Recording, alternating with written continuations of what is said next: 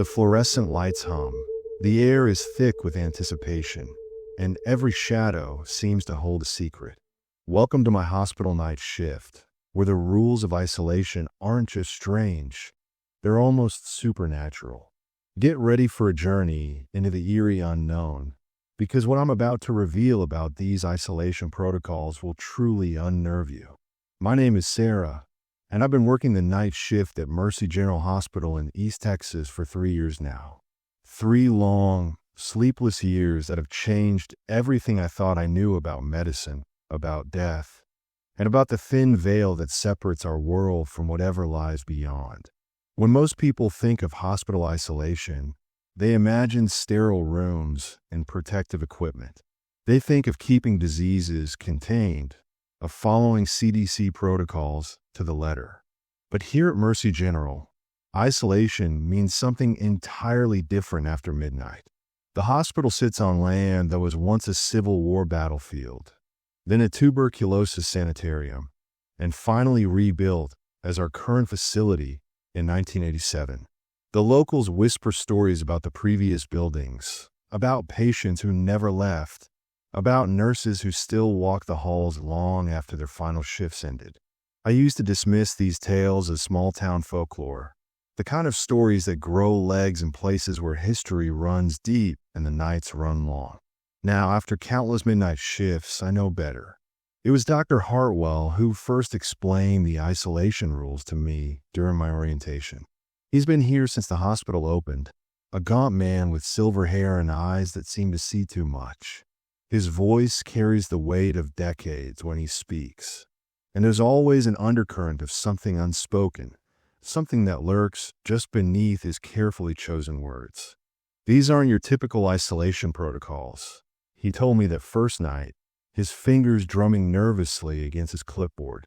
They've been developed specifically for our facility, based on decades of experience and observations that wouldn't make sense to an outsider.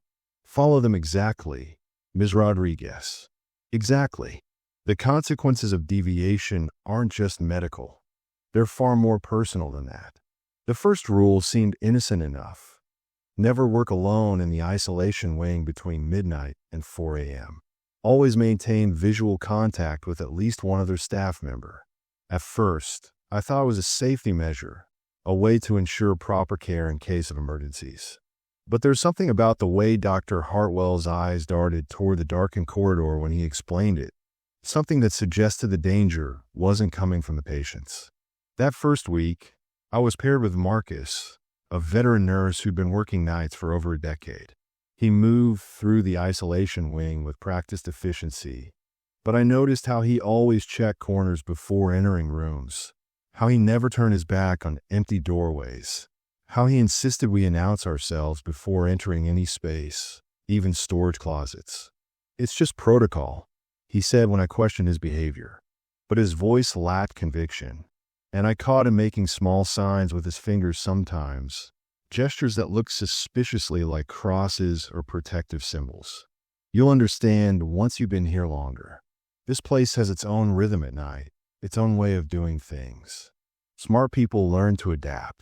The isolation wing occupies the entire 4th floor of the East Building.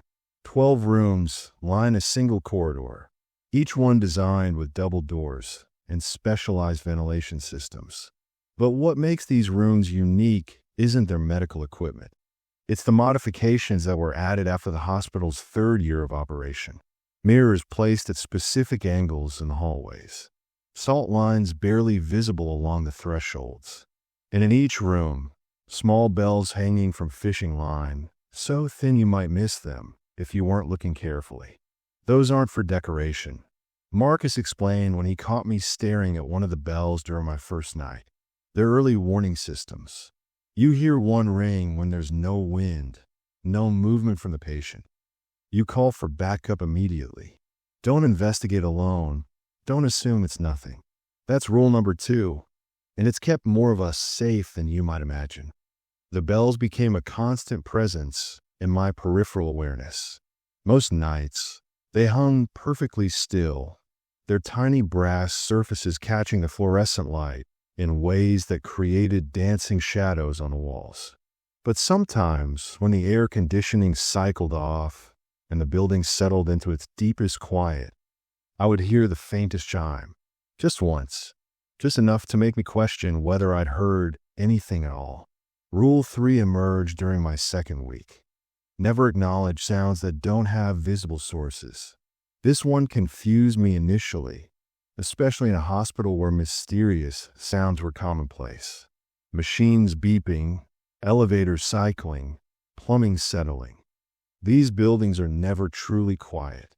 But Marcus clarified the distinction during a particularly unsettling shift. We were checking on Mrs. Patterson in room 404, an elderly woman recovering from pneumonia. As we entered her room, I heard what sounded like a child crying somewhere in the walls. The sound was muffled but distinctly human, full of pain and fear. I turned toward the sound, ready to investigate, when Marcus grabbed my arm firmly. "Don't," he whispered, his eyes fixed straight ahead. "That's not our concern. Focus on the patient. Focus only on what's in front of you." Mrs. Patterson was awake, her eyes wide with what I first took for discomfort. But as I moved closer, I realized she wasn't looking at us. She was looking at something behind us, something that made her lips move in silent prayer. The crying continued for several minutes, moving through the walls like water through pipes, until it finally faded into the general hum of the hospital's mechanical systems. Later, in the break room, Marcus explained, "There are things in this building that want attention, that want acknowledgement. Give them that recognition, and you invite them into your awareness permanently." Some of our former colleagues learned that lesson the hard way. They started responding to every sound, investigating every shadow. Within months, they couldn't function. They'd see things in broad daylight, hear voices during normal conversations. The isolation rules aren't just about protecting us from disease. They're about protecting us from becoming too connected to this place's other inhabitants. The fourth rule revealed itself through observation rather than explanation. Certain rooms require specific entry protocols. Room 407 could only be entered clockwise from the corridor. Room 403 required knocking 3 times and waiting for a count of 10 before entry, even if the patient was unconscious. Room 412, the room we avoided whenever possible, could only be accessed by staff members wearing red somewhere on their person. A red pen, red shoelaces, red hair tie. The color seemed to matter more than the item itself. I learned these protocols through trial and error, guided by Marcus's subtle corrections and the other night staff's knowing looks. No one explained the reasoning behind these requirements. They simply followed them with the dedication of ritual, as if the consequences of deviation were too serious to risk discovering through experimentation. But it was during my third week that I encountered the most unsettling aspect of our isolation protocols: the cameras that weren't connected to the security system.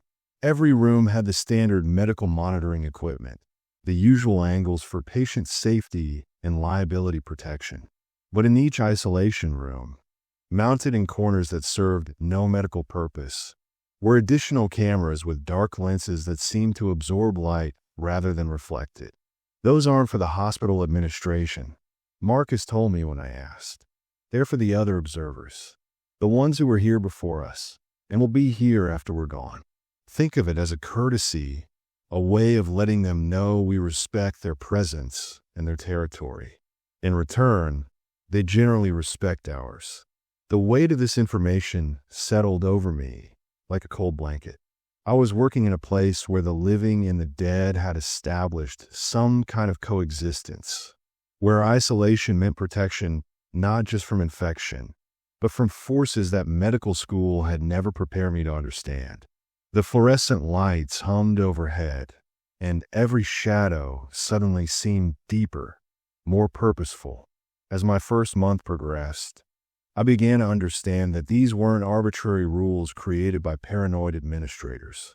They were survival guidelines, developed through experience that spanned decades of night shifts. Each protocol had been written in response to incidents that probably weren't documented in any official reports, events that were too strange to explain to day shift personnel or hospital executives. The isolation wing existed in its own reality after midnight, governed by its own laws and protected by its own rituals. And I was about to learn that understanding these rules was only the beginning, living with their implications, working within their constraints while maintaining some semblance of professional medical care. That was the real challenge. Because when you work the night shift at Mercy General, you quickly realize that the most important rule isn't written anywhere at all. It's whispered in break rooms, passed down from veteran nurses to newcomers, embedded in the careful way people move through these corridors when the sun goes down. Some things in this hospital never left. And if you're smart, you'll make sure they know you respect their right to stay. The decontamination procedures at Mercy General go far beyond standard medical protocol. What began as routine infection control has evolved into something that feels more like ritual purification, with layers of protection that serve purposes I'm only beginning to understand. Each night, as I prepare to enter the isolation wing, I follow a sequence of steps that would seem excessive to any outside observer. But here, in the space between midnight and dawn, excessive is just another word for alive. The preparation begins in the changing room adjacent to the isolation wing. Unlike the standard scrub rooms found throughout the hospital, this space has been modified with elements that have nothing to do with sterile technique. Salt crystals line the doorframe, so fine they could be mistaken for residue from cleaning supplies.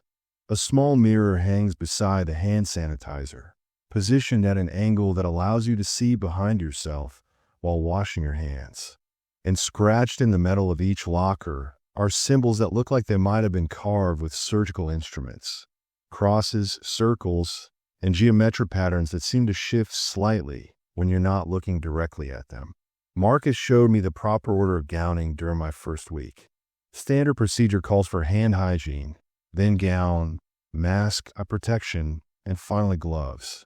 But here, we had steps that would never appear in any infection control manual.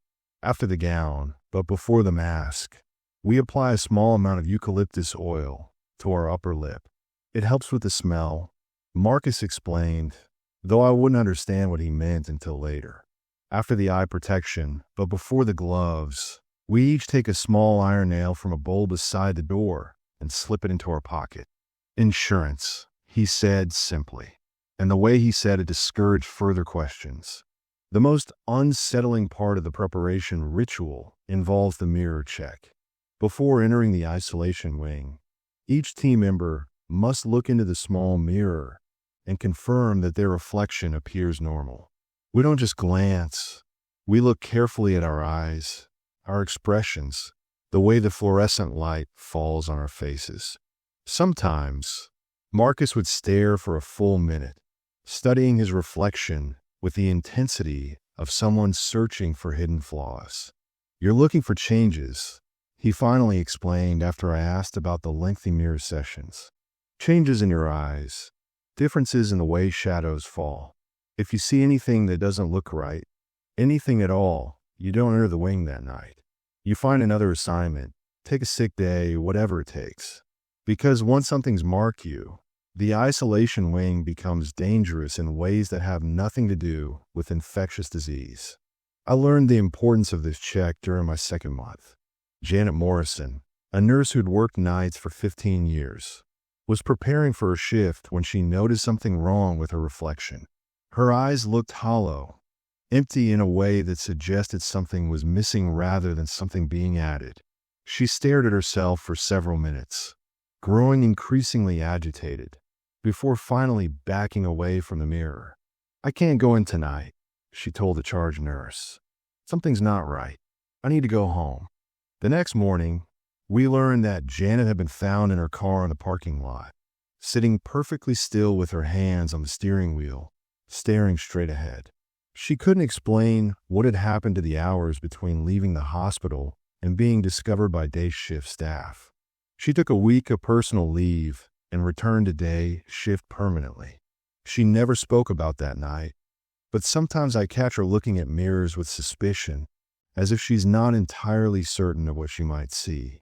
The actual entry into the isolation wing follows protocols that combine medical necessity with inexplicable precaution. We announce ourselves before crossing the threshold, not just to alert patients to our presence, but to let other occupants know we're coming. The announcement follows a specific formula: night shift entering isolation wing, beginning rounds. We say it clearly, projecting our voices down the corridor. And we wait for the count of 5 before taking our first step inside. During that 5-second pause, the building seems to hold its breath. The fluorescent lights flicker slightly, the air conditioning cycles pause, and for just a moment, the hospital falls into complete silence.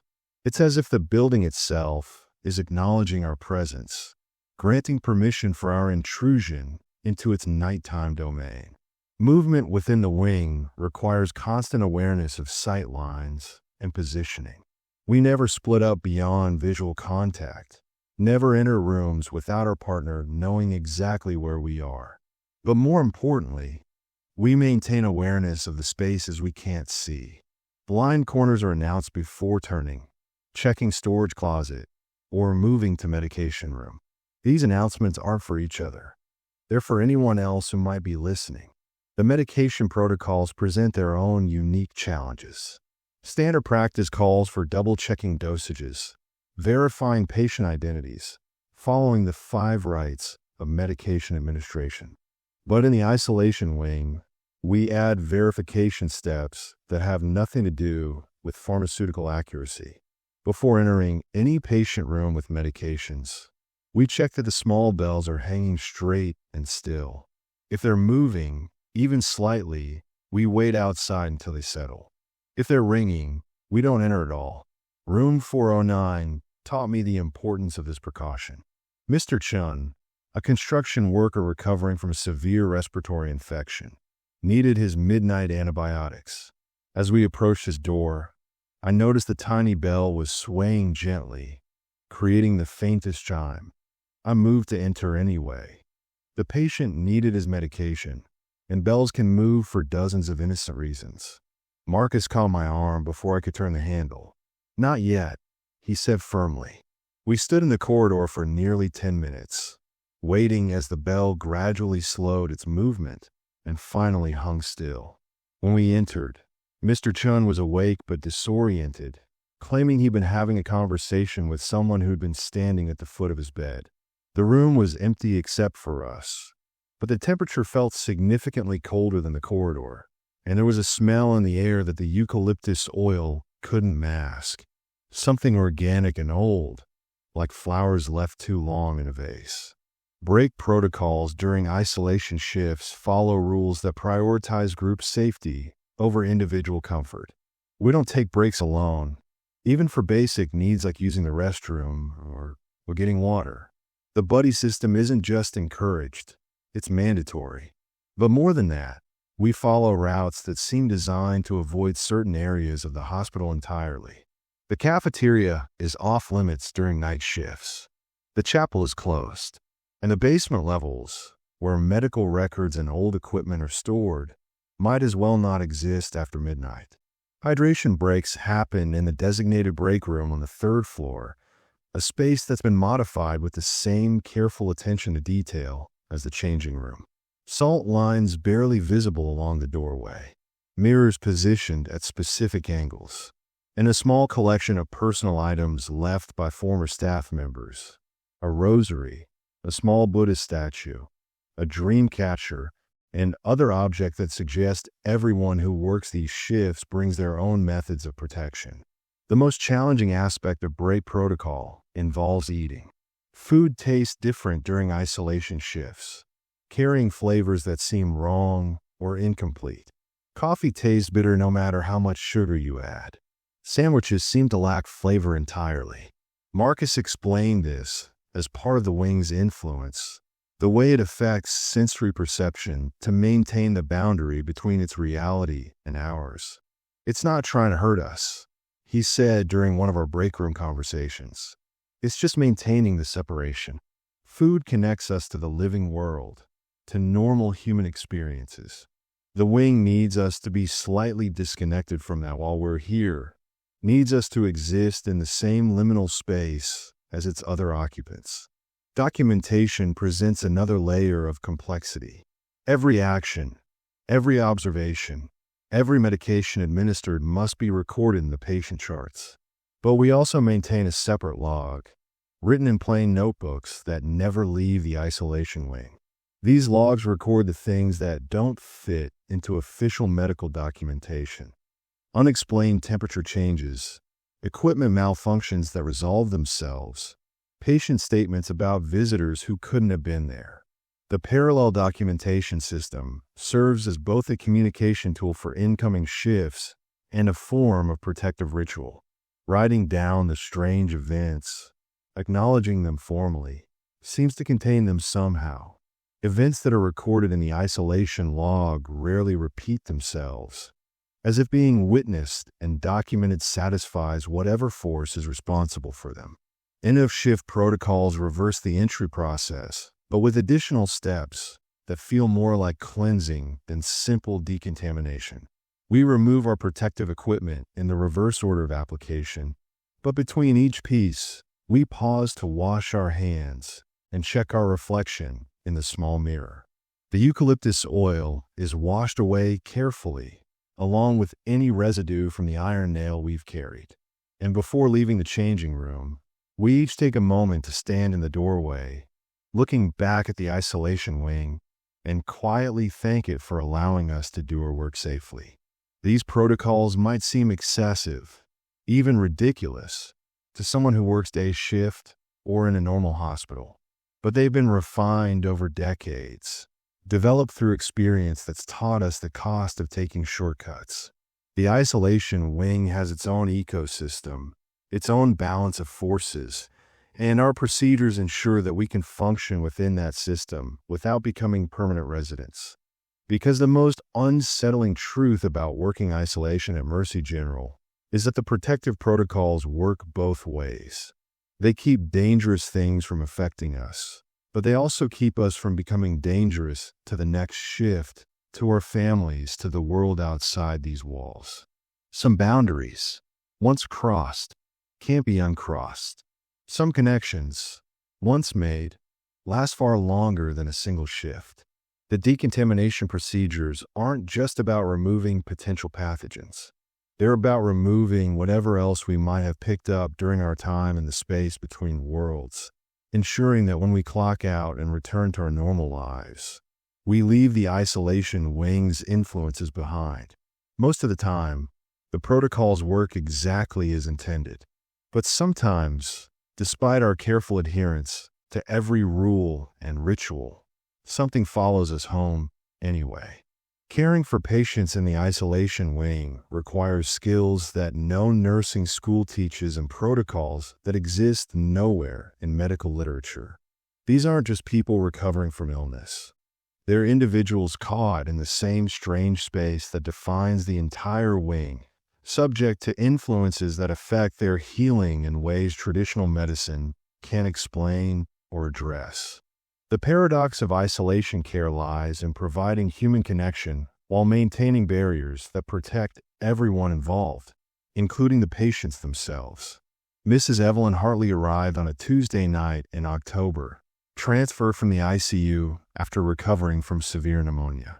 She was stable, responsive, and according to her chart, ready for routine isolation care while her infection markers returned to normal. What her chart didn't mention was the way shadows seemed to follow her, how the temperature in her room dropped by several degrees whenever she slept, and how she insisted on having conversations with her deceased husband every night between 2 and 3 a.m. He comes to check on me. She explained matter-of-factly when I asked about the conversations during my first week caring for her. Been married 43 years.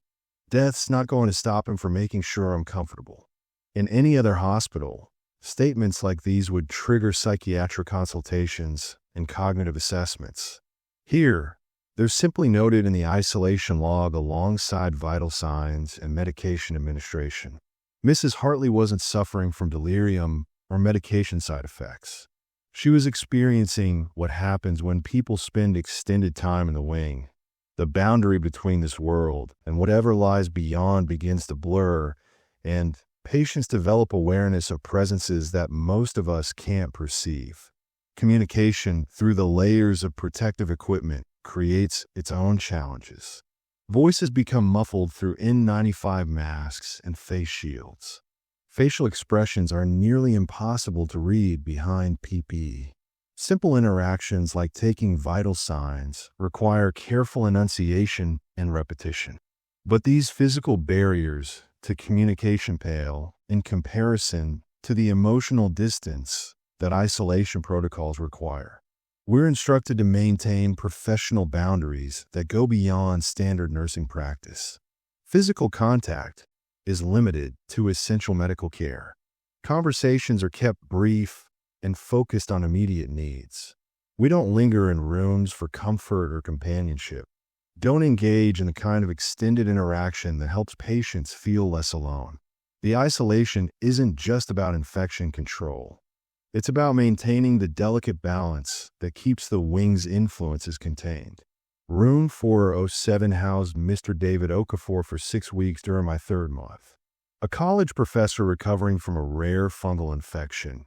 He was intelligent, articulate, and increasingly frustrated by the communication barriers that isolation imposed. He wanted to discuss his research, his concerns about missing classes, his worry about his family. Normal human connections that the wing's protocols made nearly impossible to provide.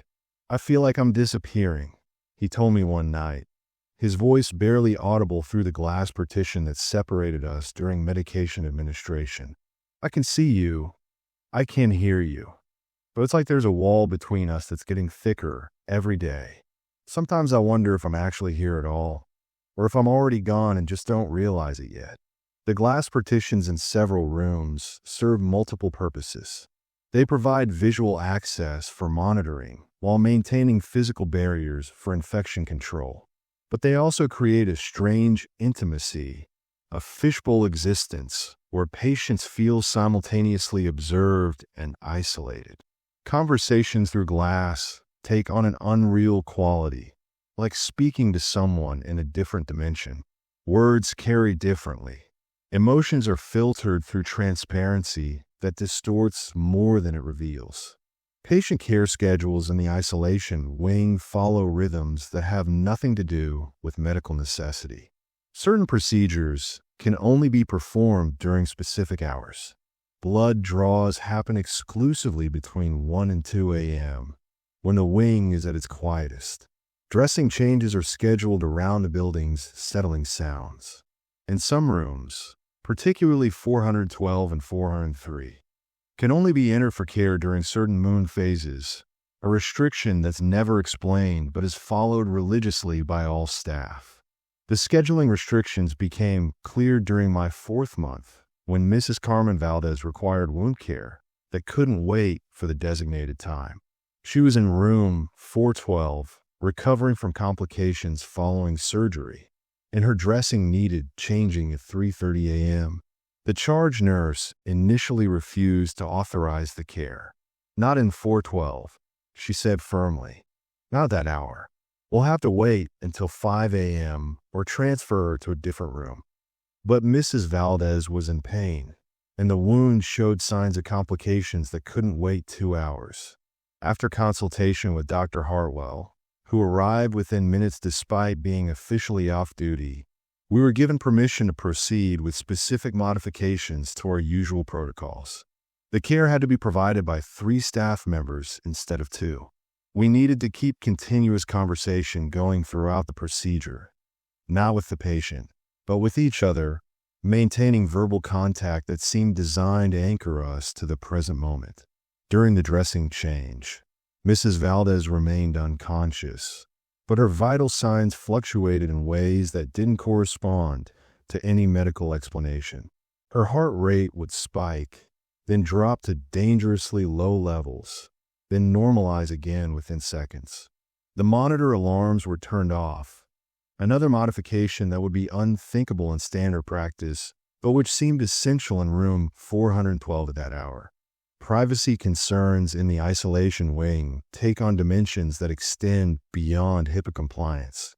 Patients are protected not just from unauthorized disclosure of medical information, but from exposure to influences that might exploit their vulnerability. Room assignments follow criteria that aren't documented anywhere, placements that take into account factors like patient personality, spiritual beliefs, and something Dr. Hartwell refers to only as receptivity levels. Some patients adapt quickly to the wing's unusual atmosphere. They seem to understand intuitively that their recovery depends on more than medical treatment, that healing in this space requires accepting realities that exist outside normal experience. These patients often recover faster than expected, despite the isolation restrictions that limit traditional comfort measures. Others struggle against the wing's influences, fighting the strangeness instead of finding ways to coexist with it. These patients often experience setbacks that have no clear medical explanation. Their vital signs become erratic. They develop secondary infections that resist treatment. Sleep becomes elusive, replaced by a hypervigilant state that exhausts them physically and mentally. Tommy Nguyen, a 19-year-old college student, fell into the second category. Admitted with severe respiratory symptoms, he should have been a straightforward case. Young, healthy, good prognosis for full recovery. But Tommy couldn't accept the wing's reality. He demanded explanations for every unusual sound, challenged the necessity of protective protocols, and insisted that his care was being compromised by what he called ridiculous superstitions. His condition deteriorated rapidly. Oxygen levels that should have stabilized began fluctuating wildly. Temperature spikes had no identifiable source, and he began reporting symptoms that didn't correspond to any known medical condition. The sensation that his skin was covered in insects, voices calling his name from empty rooms, the persistent feeling that someone was standing just outside his field of vision. The turning point came when Tommy's girlfriend visited during approved hours.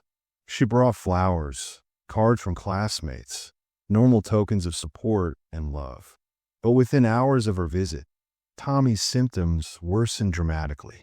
The flowers wilted overnight despite being fresh that morning. The cards seemed to change color, their cheerful messages becoming harder to read. And Tommy began insisting that his girlfriend hadn't actually visited, that the person he'd seen was someone else wearing her appearance. Dr. Hartwell made the decision to transfer Tommy back to the general medical floor, despite his continued need for isolation precautions. Some people aren't suited for recovery in this environment, he explained to the nursing staff. Their resistance to the wing's influences creates more problems than their illness ever could. Better to manage his medical needs elsewhere than risk the complications that come from fighting this place. Tommy recovered fully within a week of his transfer, with no lasting effect from his isolation experience. His medical records reflect a normal course of treatment for respiratory infection. There's no mention of the unusual symptoms, the deteriorating condition, or the circumstances of his transfer. As far as official documentation is concerned, his care was routine and uneventful. Patient families present another layer of complexity in isolation care. Visiting restrictions serve multiple purposes. Infection control, certainly, but also protection from exposure to influences that untrained individuals can't understand or handle. Family members who insist on extended visits often leave the hospital changed in subtle ways. They report sleep disturbances, unexplained anxiety, and persistent feelings that they're being watched or followed. The most challenging aspect of patient care involves managing the dual reality of the isolation wing.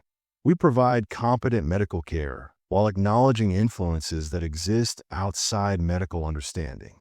We follow evidence-based protocols while respecting rituals that have no scientific basis. We maintain professional boundaries while recognizing that healing in this space requires accepting connections that transcend normal human relationships. Discharge planning from the isolation wing involves more than medical clearance. Patients who've spent extended time here require gradual reintroduction to normal hospital environments before returning home. They need time to readjust to spaces where shadows behave normally, where temperatures remain constant, where conversations include only living participants. The transition process can take days or weeks, depending on how deeply the wing's influences have affected their recovery. Some patients never fully readjust. They carry a piece of the wing with them, an awareness that makes normal life feel incomplete or artificial. These individuals often return to visit, not as patients, but as people who understand that they've experienced something that can't be explained or forgotten. They become part of the wing's extended community, living bridges between its reality and the everyday world. The patient's paradox in isolation care lies in providing healing while acknowledging that some forms of illness can't be treated with medicine alone. Recovery here requires accepting that the boundary between life and death isn't as solid as most people believe. That healing sometimes involves making peace with influences that exist beyond normal perception.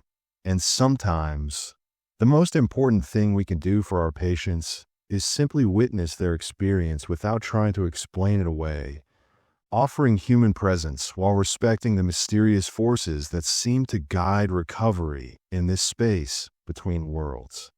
The psychological impact of working isolation shifts extends far beyond the physical demands of patient care. Each night, as we don our protective equipment and enter the wing's altered reality, we leave pieces of our normal self behind. The cumulative effect of months or years of this work creates changes that seep into every aspect of our lives, transforming not just how we approach medicine, but how we perceive the world itself. Sleep becomes the first casualty of isolation work, not just the expected disruption of night shift schedules, but a deeper alteration in the relationship between consciousness and rest. Many of us develop what Marcus calls boundary insomnia, the inability to fully disconnect from the wing's influences even when we're home. We lie awake, hyper-aware of sounds that might not have sources, shadows that move independently of light, temperatures that shift without explanation. During my 6th month, I began experiencing dreams that weren't quite dreams. I would find myself standing in the isolation wing, fully dressed in PPE, making rounds that I couldn't remember beginning. The patients in these nocturnal visits would give me information, family messages, requests for specific care, warnings about upcoming complications that would prove accurate when I returned to work the next night. These experiences existed in the space between sleeping and waking, too vivid to dismiss as simple dreams, but too impossible to accept as literal reality. Dr. Sarah Chun, a psychiatrist who consulted occasionally on isolation cases, explained these experiences as a form of environmental conditioning. The wing's influences, she theorized, create altered states of consciousness that persist beyond the actual work environment. Our minds adapt to perceiving reality differently during shifts, and this adaptive perception doesn't simply switch off when we clock out. Think of it as developing a sixth sense, she told me during one of our sessions. Most people live in a world with clearly defined boundaries between possible and impossible. Working in the isolation wing requires accepting that those boundaries are more fluid than we're taught to believe. Once your perception adapts to that flexibility, it doesn't easily return to rigid limitations. The hypervigilance that keeps us safe during isolation shifts becomes a constant companion in everyday life. We scan rooms for exits before sitting down. We check mirrors reflexively, looking for changes in our reflections. We avoid certain areas of our own homes, basements, dark corners, spaces that feel too similar to the wing's atmosphere. Shopping for groceries becomes an exercise in staying alert to details that most people never notice. The way fluorescent lights flicker, the temperature variations between aisles, the subtle sounds that buildings make when they settle. Marcus developed what he calls his safety inventory, small rituals and objects that help maintain psychological boundaries between work and home. He keeps salt in his car glove compartment, iron nails in his keychain, and a small mirror on his bedroom door. These aren't superstitions, he insists, but practical tools for managing the perceptual changes that isolation work creates. It's about maintaining control, he explained. The wing teaches us that reality is more flexible than we thought, but that doesn't mean we have to be passive recipients of whatever influences we encounter. These tools help me feel like I have some agency in deciding what I allow into my awareness and what I keep out. The social implications of isolation work create their own challenges. Explaining our experiences to friends and family who work normal jobs becomes increasingly difficult. How do you describe the necessity of announcing yourself to empty rooms? How do you explain why certain sounds require investigation while others must be ignored? How do you maintain relationships with people who live in a world where shadows always behave predictably and temperatures change only for logical reasons? Many isolation workers develop what Dr. Chun terms reality code switching, the ability to function normally in everyday social situations while maintaining awareness of the expanded possibilities that isolation work reveals. We learn to laugh at appropriate times, to respond to normal conversation without mentioning the unusual aspects of our work, to participate in social activities while staying alert to details that others don't perceive. But this code switching creates its own form of isolation. We become guards of experiences that can't be shared, keepers of knowledge that sounds like fantasy to anyone who hasn't worked these shifts. Relationships suffer under the weight of unspoken truths, conversations that stop short of full disclosure, experiences that can't be integrated into normal social interaction.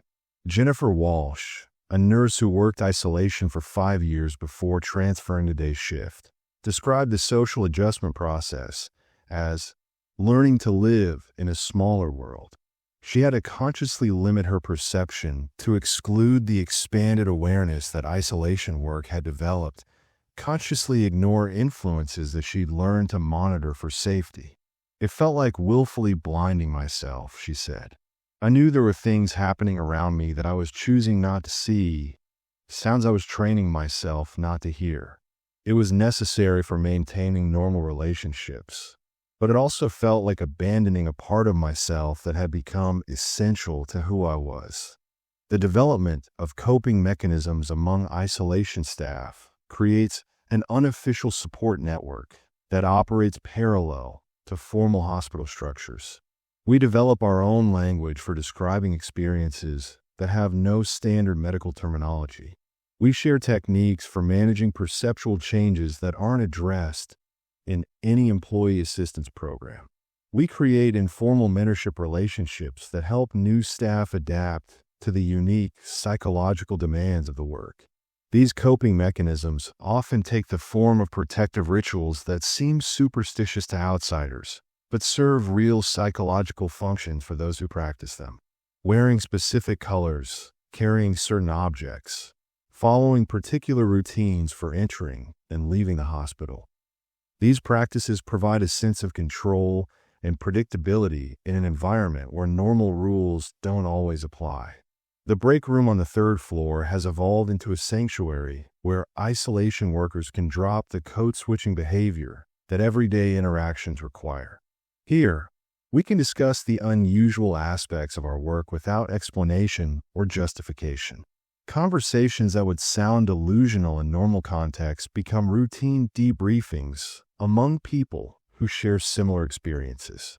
It's in this break room that I learned about the informal hierarchy among isolation staff, based not on official position, but on length of service and adaptability to the wing's influences. Senior staff members who've worked isolation for decades carry an authority that transcends their job titles. They understand the wing's rhythms in ways that can't be taught through formal training, and their guidance often prevents newer staff from making mistakes that could have serious consequences. Margaret Santos, who worked isolation nights for 18 years before retiring, became a legendary figure among the staff.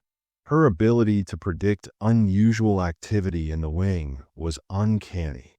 She could sense disturbances hours before they manifested, identify patients who would struggle with the wing's influences before symptoms appeared, and navigate the most challenging situations with an intuitive understanding that seemed almost supernatural. The wing teaches you to listen with more than your ears, Margaret told me during her final week. It teaches you to see with more than your eyes. But the real skill isn't in perceiving these things. It's in learning how to process them without losing yourself in the process. Some people get so caught up in the strangeness that they forget they're still human beings with lives outside these walls. Margaret's retirement party was held in the break room, attended only by night shift isolation staff. We shared stories about her legendary interventions, her ability to calm the most agitated influences, and her skill at mentoring new staff through their initial adjustment period. But the most telling tribute came from Dr. Hartwell, who rarely attended social functions. Margaret understood something that took me years to learn, he said, raising a coffee cup and toast. This work isn't about fighting the unusual aspects of the wing or pretending they don't exist. It's about finding a way to coexist with them while still providing excellent medical care. She mastered that balance better than anyone I've known. The psychological adaptation to isolation work involves developing what Dr. Chun calls flexible reality frameworks, the ability to operate effectively in environments where normal rules don't apply while maintaining enough grounding in conventional reality to function in everyday life. This balance requires constant calibration, conscious decisions about what to acknowledge and what to ignore, careful management of perceptual abilities that can become overwhelming if left unchecked. Some staff members develop specialized techniques for managing specific aspects of the work.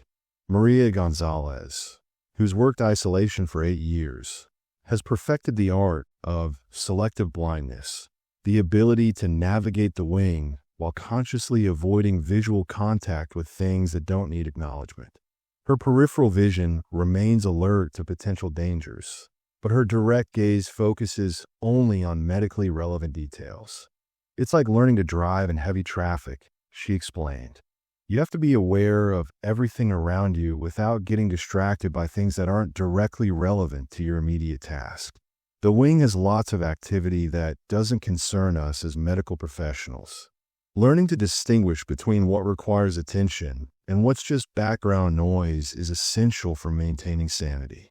The development of these specialized skills often happens unconsciously, the result of repeated exposure to unusual stimuli that gradually shape our perceptual responses. We learn to categorize sounds by their potential significance, to assess shadows for possible movement, to gauge temperature changes for signs of unusual activity. These skills become so automatic that many staff members aren't consciously aware of how extensively their perception has adapted to the wing's requirements.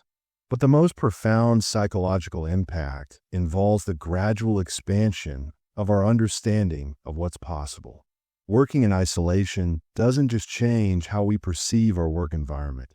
It fundamentally alters our worldview. We become people who know, through direct experience, that reality contains dimensions that most people never encounter. This knowledge carries both gifts and burdens that extend far beyond our professional responsibilities.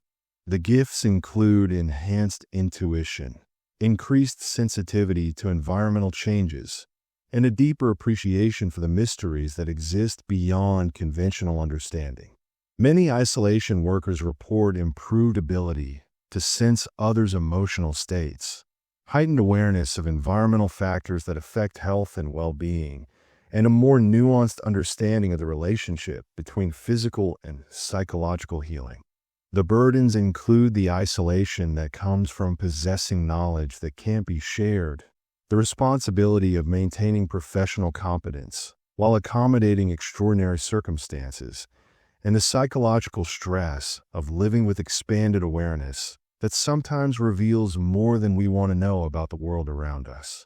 After 2 years of isolation work, I've developed my own collection of coping strategies and protective practices. I keep a journal that records both routine work activities and unusual experiences, helping me process events that don't fit into standard documentation. I maintain a small altar in my bedroom with objects that represent grounding and protection, stones from meaningful places, photographs of loved ones, and items that connect me to experiences outside the hospital. Most importantly, I've learned to view the psychological changes that isolation work creates as adaptations rather than problems. The hypervigilance that might seem pathological in other contexts serves as central safety functions in the wing. The expanded perception that complicates social interactions also enhances my ability to provide compassionate care to patients experiencing extraordinary circumstances. The key to maintaining psychological health while working isolation lies in accepting that this work changes you while taking active steps to ensure that the changes serve positive purposes. We become bridges between ordinary and extraordinary reality, translators who can help others navigate experiences that exist outside normal understanding. This role carries significant responsibility, but it also provides profound meaning for those who find purpose in serving others during their most vulnerable moments. The break room conversations that help us process these experiences often center around the question of whether we've chosen this work or whether it's chosen us. Many staff members report feeling drawn to isolation assignments in ways they can't fully explain, as if their previous experience had been preparation for exactly this type of challenge. I don't think it's coincidence that certain people end up here, Marcus reflected during one of our late-night discussions. I think the wing attracts people who have the psychological flexibility to adapt to its requirements. Not everyone can handle reality being more complicated than they expected. Those of us who can handle it find ourselves here, taking care of people who need exactly the kind of help we're able to provide.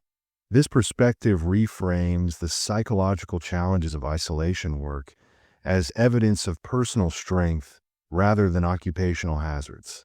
We're not victims of unusual circumstances. We're individuals who've developed the capacity to function effectively in extraordinary situations. The skills we develop, the adaptations we make, and the knowledge we gain all serve purposes that extend beyond our immediate work environment. Because ultimately, the psychological impact of working beyond the gown isn't just about managing the unusual aspects of isolation care. It's about discovering capabilities we didn't know we possessed, developing resilience in the face of incomprehensible circumstances, and learning to provide compassionate care while navigating realities that exist far beyond the boundaries of conventional medicine.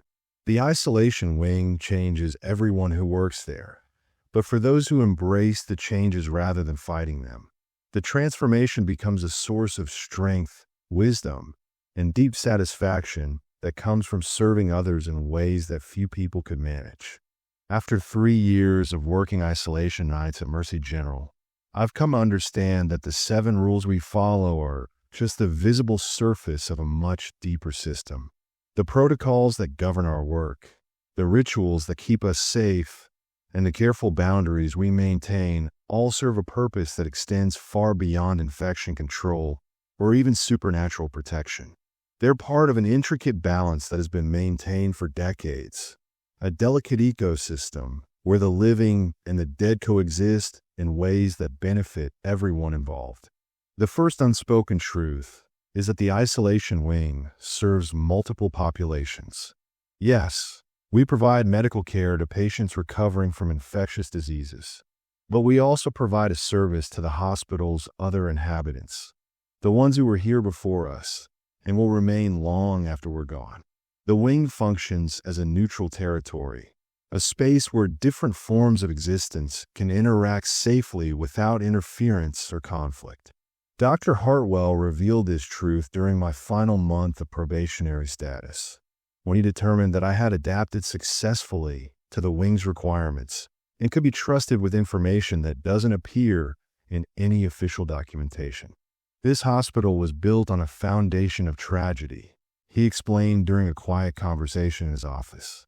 Civil War casualties, tuberculosis victims, patients who died during the early years of experimental treatments.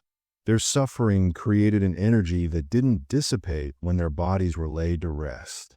The isolation wing provides a space where that energy can exist without causing harm to current patients or staff. The carefully maintained protocols, the announcements, the protective equipment, the specific timing requirements aren't arbitrary rules created by paranoid administrators. They're communication methods, ways of showing respect, and requesting permission from entities that have legitimate claims to this space. The wing operates on principles of courtesy and reciprocity that most people would find difficult to accept, but which create a functional partnership between very different forms of existence. This partnership explains many of the inexplicable aspects of isolation work. Patients who recover faster than expected often report feeling comforted by presences they can't see. Equipment that malfunctions mysteriously often starts working again after appropriate acknowledgement of the problem. And staff members who follow protocols exactly rarely experience the kind of supernatural harassment that plagues those who try to ignore or dismiss the wing's other inhabitants. The second, unspoken truth involves the selection process for isolation staff. While the hospital administration believes they're making staffing decisions based on medical qualifications and scheduling needs, the actual selection process is influenced by factors they don't recognize. The wing has its own criteria for determining who can work safely within its boundaries, and those criteria don't always align with conventional measures of nursing competence. Some excellent nurses struggle in isolation not because they lack technical skills, but because they lack the psychological flexibility that the wing requires. Others who might be considered average in normal medical settings thrive in isolation because they possess intuitive abilities that serve them well in an environment where conventional rules don't apply. The wing seems to attract individuals who have the capacity to adapt to its unique requirements, while subtly discouraging those who would struggle with its realities. This selection process isn't deliberate or conscious on anyone's part. It manifests through seemingly random factors. Scheduling conflicts that prevent certain people from working isolation shifts, job opportunities that draw incompatible staff members to other departments, personality conflicts that resolve themselves when problematic individuals transfer to different units. The result is an isolation team composed of people who, despite their diverse backgrounds and training, share a common ability to function effectively in extraordinary circumstances. The third unspoken truth concerns the protective function that isolation work serves for the entire hospital. The wing doesn't just contain infectious diseases. It contains influences that might otherwise spread throughout the facility, affecting patients and staff who lack the training and protective protocols necessary to handle supernatural contact safely. By concentrating these influences in a controlled environment and managing them through established procedures, the isolation wing prevents random supernatural encounters that could disrupt normal hospital operations. This protective function explains why the isolation protocols are so strictly enforced and why deviations from established procedures can have consequences that extend far beyond the wing itself. Staff members who fail to follow protocols don't just endanger themselves. They risk compromising the containment system that keeps the entire hospital functioning normally. The seemingly excessive emphasis on exact adherence to rules reflects the high stakes involved in maintaining the wing's delicate balance. The fourth unspoken truth involves the healing that takes place in isolation beyond conventional medical treatment. Patients who spend time in the wing often experience resolution of problems that have nothing to do with their diagnosed medical conditions. Old traumas surface and resolve. Relationships that have been strained for years suddenly improve. Spiritual questions that have troubled patients for decades find answers that bring profound peace. Mrs. Hartley, the pneumonia patient who conversed with her deceased husband, left the hospital not just physically recovered, but emotionally transformed. Her children reported that she seemed more at peace than she had been since her husband's death 5 years earlier. She spoke about having received closure that years of grief counseling hadn't provided, about feeling connected to something larger than her individual experience of loss. These healing experiences aren't coincidental side effects of isolation care. They're fundamental aspects of what makes the Wing's approach to medicine unique and valuable. The Wing provides a space where healing can occur on multiple levels simultaneously, where the boundary between physical and spiritual treatment becomes meaningless because both are addressed as part of the same process. The fifth unspoken truth concerns the knowledge that isolation workers accumulate over time. We don't just learn medical procedures and supernatural protocols. We develop understanding of subjects that exist nowhere in formal education. We learn about the continuity of consciousness beyond physical death, about the ways that emotional energy can persist in physical spaces, about the relationship between healing and acceptance of realities that most people never encounter. This knowledge changes us in ways that extend far beyond our professional capabilities.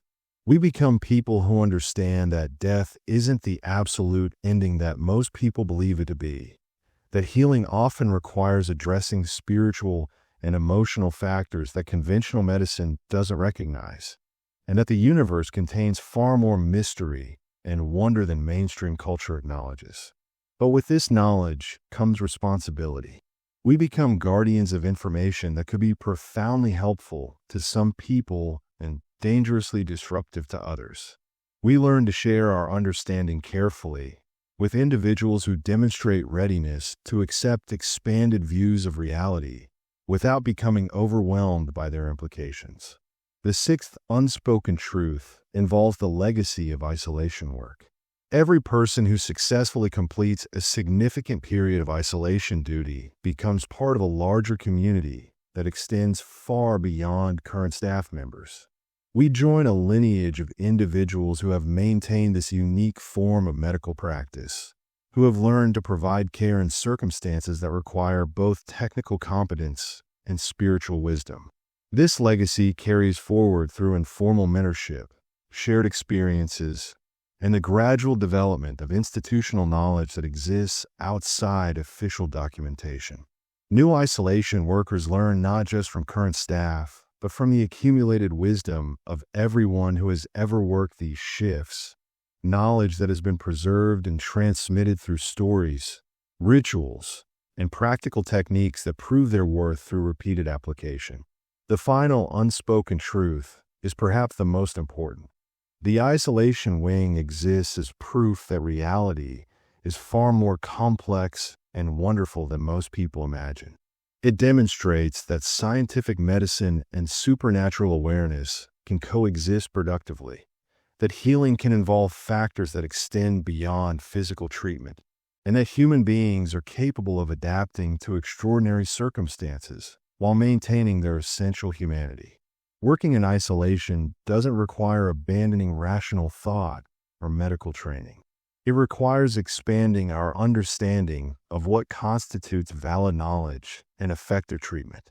The wing operates according to principles that include but transcend conventional medicine, creating a space where healing can occur on every level of human experience. These unspoken truths form the foundation of everything we do in isolation. They explain why the protocols work, why certain individuals thrive in this environment while others struggle, and why the wing continues to provide exceptional patient care despite operating according to principles that most people would find impossible to accept. But perhaps the most remarkable aspect of these truths is how they transform everyone who encounters them. Patients who recover in isolation often leave with expanded awareness of their own spiritual capabilities. Families who visit during approved hours sometimes report profound experiences that affect their understanding of life and death. And staff members who work these shifts develop perspectives that enrich every aspect of their lives, both professional and personal. The isolation wing at Mercy General represents something unique in modern medicine, a place where ancient wisdom and contemporary healthcare combine to create treatment possibilities that neither could achieve alone. It stands as testament to human adaptability, to the power of respectful coexistence with forces beyond our complete understanding, and to the profound healing that becomes possible when we embrace the full complexity of human experience. As I prepare to end my shift and return to the world outside these walls, I carry with me knowledge that has fundamentally changed who I am and how I understand my place in the universe. The fluorescent lights continue their eternal hum, the shadows hold their secrets, and the isolation wing maintains its careful balance between worlds. And tomorrow night, I'll return to continue the work that bridges the gap between medicine and mystery, providing care that heals not just the body but the spirit, serving patients who need exactly the kind of help that can only be found in this strange and wonderful space between worlds. The rules may seem bizarre to those who haven't experienced their necessity, but for those of us who have learned to navigate this extraordinary environment, they represent something far more valuable than simple protocols. They represent wisdom earned through experience, safety maintained through respect, and healing achieved through acceptance of truths that exist beyond the boundaries of conventional understanding. This is the reality of working the night shift at a haunted hospital in Texas, where the isolation rules aren't just bizarre. They're absolutely essential for maintaining a balance that allows the impossible to coexist peacefully with the everyday miracles of modern medicine.